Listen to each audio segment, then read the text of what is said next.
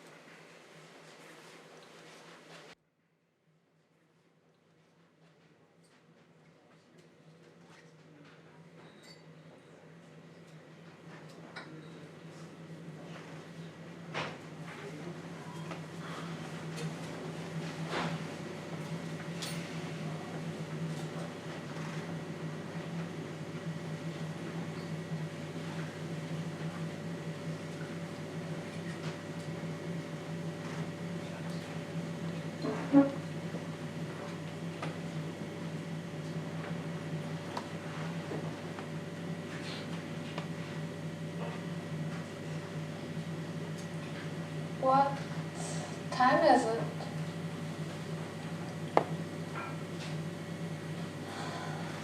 The same as usual.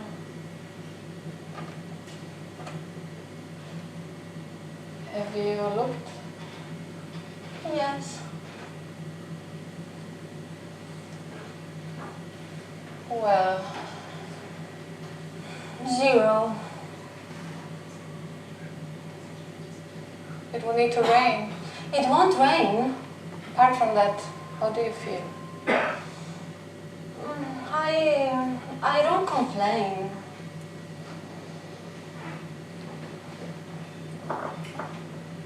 I feel a little strange. Yes.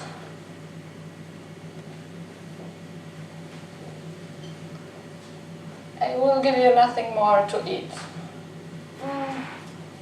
Then we'll die. I will give you just enough to keep you from dying. I will give you 1 flower per day.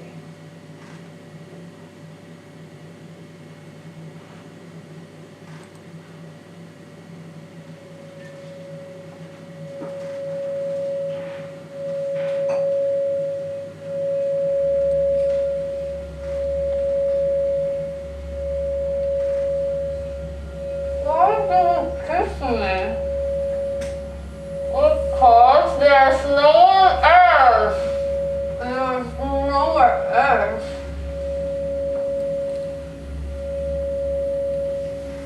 You don't love me? No.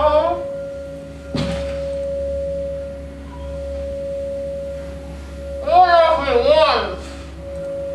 Once.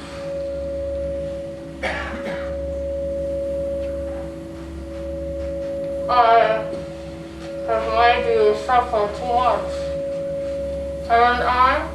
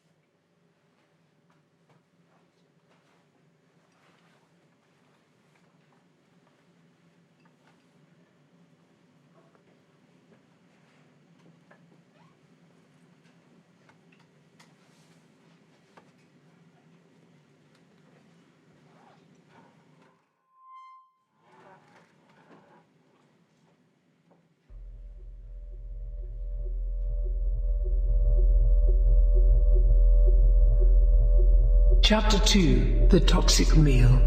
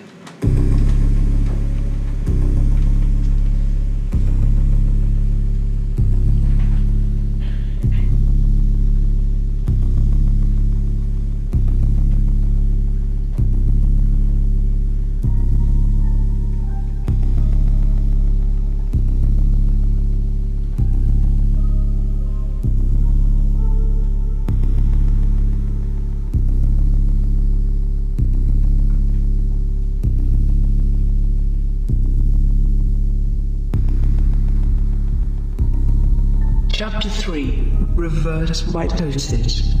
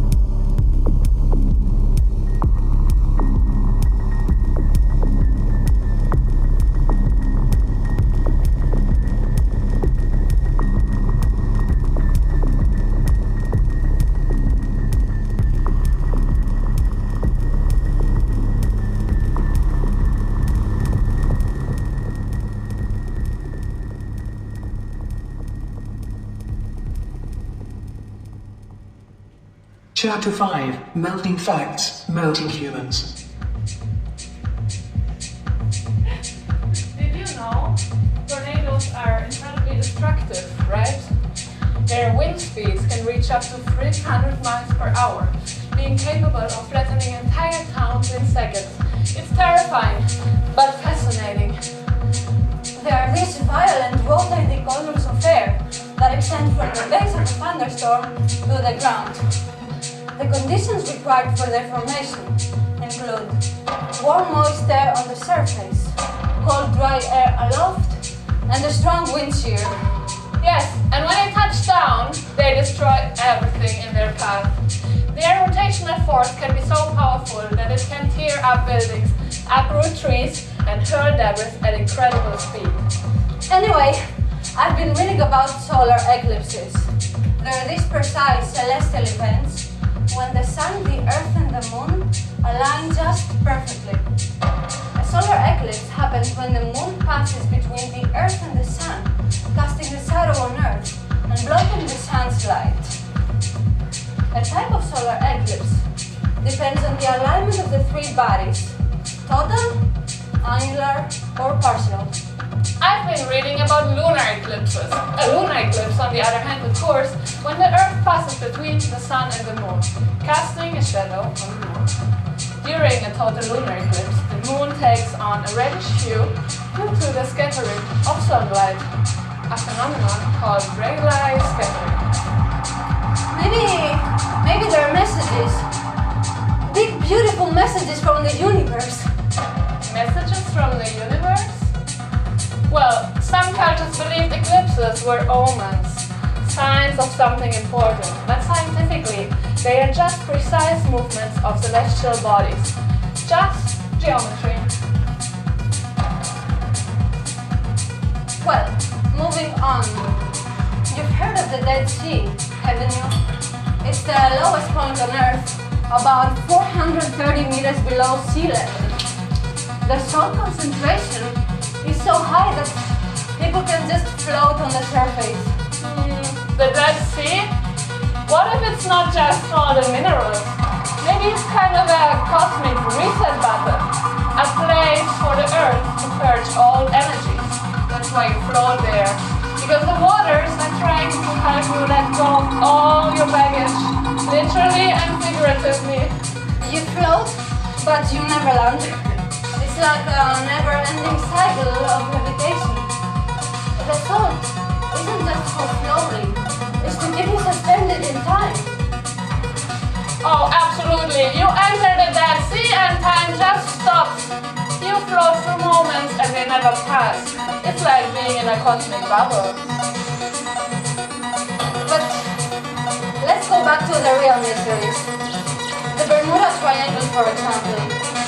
It's this region in the Atlantic Ocean between Bermuda, Miami, and Puerto Rico, where ships and planes have disappeared under strange circumstances. Theories range between magnetic anomalies, underwater cities, or even vortexes in space-time. Oh, the Bermuda Triangle is definitely an entrance, a gateway to another dimension, the ocean's own little secret door to alternate worlds. Maybe, when ships are disappearing, they are actually being invited to the other side, to visit underwater cities ruled by ancient sea creatures. The Bermuda Triangle is just an entrance. It's the hotspot of the multiverse. Aliens book their vacation flights and they all meet at the Bermuda Triangle. Yes, and they make sure you've got your dimensional passport before you can enter. But let's move on before my mind completely breaks. Have you heard of the red rain in Kerala? Yes. In 2001 there was this bizarre phenomenon where the rain appeared red. It lasted some weeks. Some scientists said it was dust particles. Others suggested algae. And some even whispered about alien spores. Alien spores? Sporing? You're so close! Some say it's just rain from the sky, but it's so much more. It's actually tears of the universe crying down from its healing. You know, I read somewhere that plants can actually communicate through sound. They vibrate or emit tiny signals when they're getting stressed. Acoustic flowers? Is that what you mean? Some say flowers can levitate through sound. Yes. The flowers are definitely levitating right now. You just can't hear it. Levitate? The flowers are just sitting there.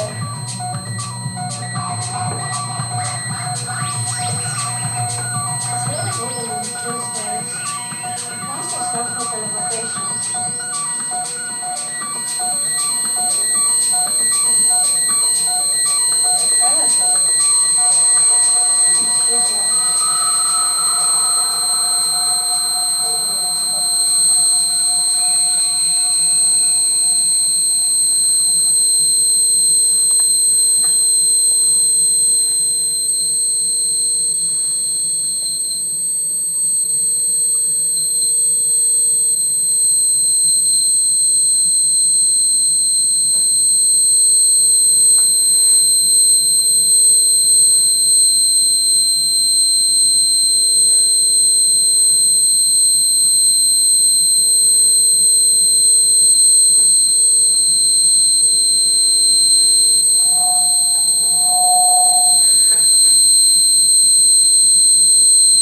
The eternal beauty of nature.